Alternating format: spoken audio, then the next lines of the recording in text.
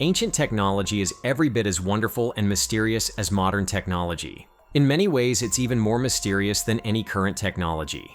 In most cases, you can at least guess what a piece of modern technology was for and how it works. With ancient technology, you're often left guessing, as you're about to see.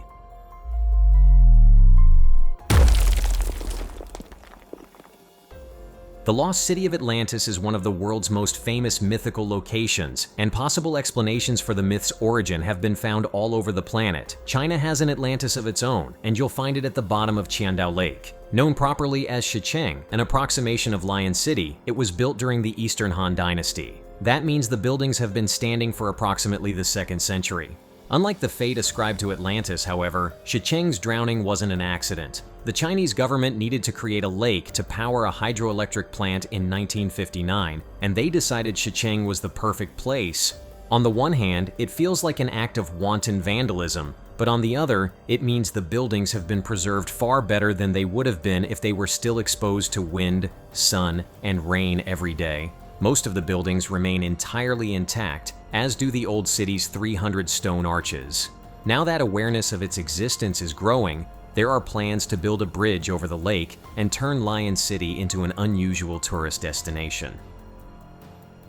The Griffin Warrior tomb, a Bronze Age burial discovered in Pylos, Greece, is a significant archaeological find that sheds light on the early days of Mycenaean civilization. The tomb, dating back to approximately 1450 BCE, belonged to a prominent local leader, possibly the most influential figure of his generation. This leader lived during the time when the famous shaft graves of Mycenae, excavated by Heinrich Schliemann, were in use for elite burial. The Griffin Warrior, as he's called, would have resided on the Anglianos Acropolis, near a palace surrounded by mural-decorated dwellings built with ashlar masonry in the Minoan style. The tomb itself was a veritable treasure trove, containing over 1,500 objects, many of which are Minoan in style or Cretan in manufacture. Among the grave goods were gold cups placed on the warrior's chest and stomach, hundreds of carnelian, amethyst, amber, and gold beads, a gold chain, a pendant, finely carved seal stones, and 4 gold rings. A unique ivory plaque depicting a griffin was placed between his legs, thus giving the warrior his name, and a bronze mirror with an ivory handle was found nearby.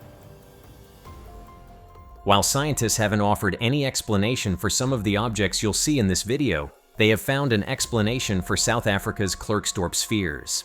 According to them, these uniquely appearing spheres are natural rock formations created by a process called concretion. In short, they're asking us to believe they were made by nature. In this instance, we assume nature decided to start making cricket balls. To date, the spheres have only been found at the bottom of South African mines. They have polished surfaces, a slightly red hue, and a seam around their exterior in exactly the place a cricket ball's seam would be. They also contain traces of metals that couldn't have formed through a normal concretion process, and their outer shell is far harder than their soft interior. Taken as a whole, this strongly suggests they're the product of deliberate, intelligent design. And perhaps scientists would have an easier time accepting that conclusion if most of the Klerksdorp spheres weren't almost 3 billion years old.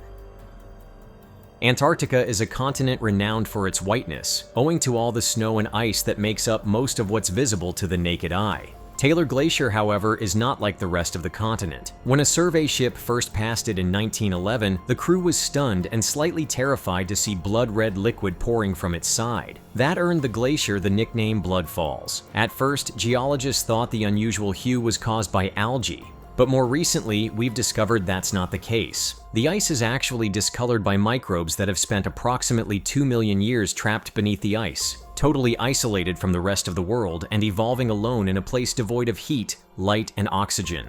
The microbes are essentially an alien species and have turned the water into a primordial red goo full of iron. The thick water has seeped through a crack in the ice, creating a waterfall that allows it to escape, but doesn't allow anything else to enter the hole. We would once have thought it impossible for even microbes to survive in such conditions, but nature knows how to surprise us. Great Zimbabwe, located in Masvingo. Zimbabwe is a prehistoric site of immense historical importance. Known as the largest ruin south of the Sahara, it was once a bustling center of international trade. The origins of Great Zimbabwe have long been debated.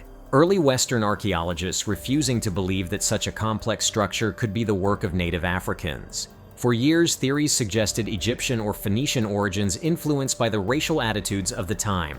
However, modern research has confirmed that the builders were indeed ancestors of the Shona tribe, one of the region's Bantu-speaking groups. The name Zimbabwe is derived from the phrase Zimba Zimbabwe in the Karanga dialect, meaning stone houses. Great Zimbabwe, estimated to have been built between 1100 and 1450, spans approximately 1,800 acres. It was divided into 3 architectural groupings: the Hill Complex, the Valley Complex, and the Great Enclosure, which is the largest sub-Saharan prehistoric structure. The walls of the Great Enclosure, reaching heights of 32 feet, were constructed without mortar using granite blocks.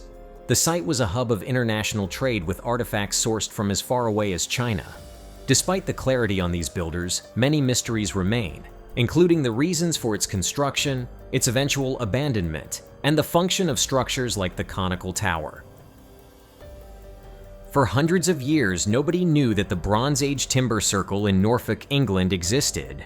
The site has been called Seahenge, although that's a name given to it by the British press and isn't necessarily accurate. There's no evidence that it is or ever was a henge, but it was certainly made by humans. The circle appeared in 1998 after the sands shifted on a beach called Holme near the town of Kingsline, revealing the remains of the circle with an upside-down tree stump at its center. The jug posts, once 3 meters tall, were dated and found to be almost 4,000 years old. At the time, this area of land would have been a salt marsh. The marsh would have destroyed the timber if it had been left in place, so the entire circle was extracted from the ground and moved to the Museum of Lynn, where it's now on public display. Historians' best guess is that it was a burial site, but that's what they often say about structures they don't understand. From a clock to a calendar, it could have had many uses.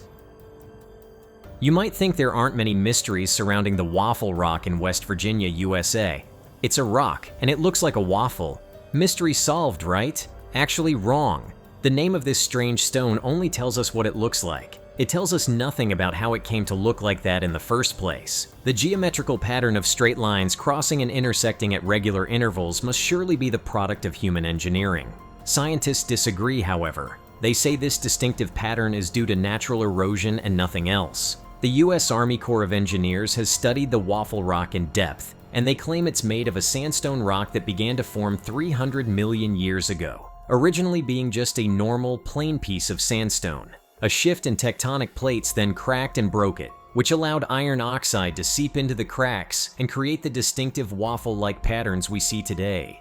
That sounds halfway convincing, but would such a random process really yield such perfect shapes? Not everyone agrees. If you want to see it with your own eyes and make up your own mind, you'll find a large piece on permanent display by the side of Jennings-Randolph Lake. Much of what we know about the gods, rituals, beliefs, and culture of ancient South American tribes is due to the discovery of the Codex Borgia. It's arguably the most important pictorial manuscript ever found on the continent, but it isn't on display in a museum. Instead, it's kept in the Vatican archives in Italy. The manuscript is pre-Columbian, dating back to the 16th century, and gets its name from Stefano Borgia, who was an 18th century Italian cardinal. The cardinal didn't discover the codex, however. He merely owned it before it was acquired by the Vatican Library after the cardinal's death in 1804. Rather than a single coherent document, the Codex Borgia is a collection of manuscripts covering subjects like divination, rituals, iconography, and even calendars. It's one of the few codices that wasn't deliberately destroyed by the barbaric Spanish invaders during their 16th century conquest. The author of the manuscripts is unknown. It could have been created by the Tlaxcaltec people, but it could just as easily have been produced by the Mixtec or Tzolotecas. Unfortunately, we'll probably never know.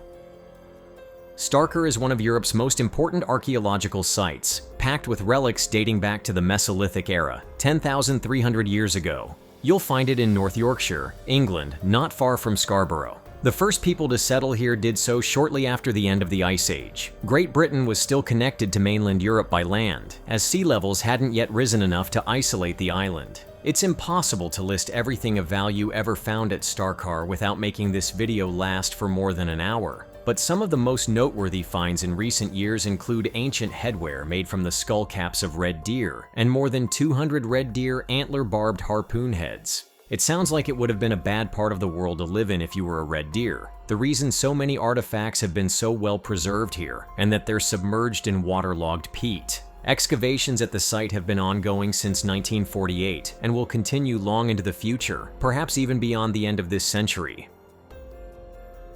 It took archaeologists a very long time to pay proper attention to the Kasta Tomb in northern Greece. The structure, also known as the Amphipolis tomb, was first noticed inside the Kasta tumulus in 2012, although the tumulus itself was discovered in 1964. Even after its late discovery, it took archaeologists another 2 years to open it up and take a look inside.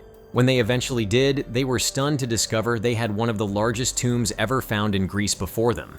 Such is the scale of this 2,400-year-old tomb that experts briefly thought they'd finally discovered the tomb of Alexander the Great. They weren't far off that guess. Based on inscriptions and engraved objects found in and around the burial site, this appears to be the final resting place of Hephaestion, Alexander the Great's lifelong best friend. Scientists are still trying to prove that one of the 5 sets of human remains discovered at the site belongs to Hephaestion, but that might not get them any closer to finding out who the other 4 were. The scientific explanation for the Gornaya Korea megaliths in Siberia is so absurd that it's amazing scientists can say it with a straight face. They claim there's nothing interesting here. In their mind, the rock formation was forged by nature, and human hands had nothing to do with it. The fact that they're so perfectly rectangular and fit together so well is, they say, just a coincidence. We don't deny that erosion can smooth and shape rocks over millions of years, and it can even make a natural surface look polished and sculpted. However, it doesn't usually cut rocks at 90-degree angles as we see at Gornaya Korea. There's also no known type of weathering that causes drill holes to appear in rocks, as is the case in these megaliths. If we reject the scientific explanation, we're faced with another question. What kind of human beings could have built and shaped these enormous stones? Could it have been the collaborative effort of hundreds of people working together, or just a few giants of the type said to have roamed these lands centuries ago? There are scientists who wouldn't want us to refer to the Bimini Road as a road. On the other side of the debate are people who passionately believe that it's a man-made road and might once have been the path to Atlantis. You'll find the road in the Bahamas, but you'll have to dive 18 feet underwater to see it with your own eyes. The road begins just off the island of North Bimini and then runs across the seabed for half a mile. Every rock on the surface of the road is approximately the same size, and the rocks are evenly spaced. Common sense tells us that's a clear indicator of planning and design. Even when faced with what appears to be obvious proof, scientists say the shape of the rocks is caused by nothing more significant than normal erosion, and that we see a road when looking at it for the same reason we sometimes see the face of Jesus in a slice of toast. That sounds far-fetched. If normal coastal erosion can do things like this, why isn't there an underwater road leading away from every island in the world? In fact, why is this the only one? Subscribe now and activate the bell so you don't miss anything. Fascinating discoveries await you in every video. Thank you for your support. See you soon.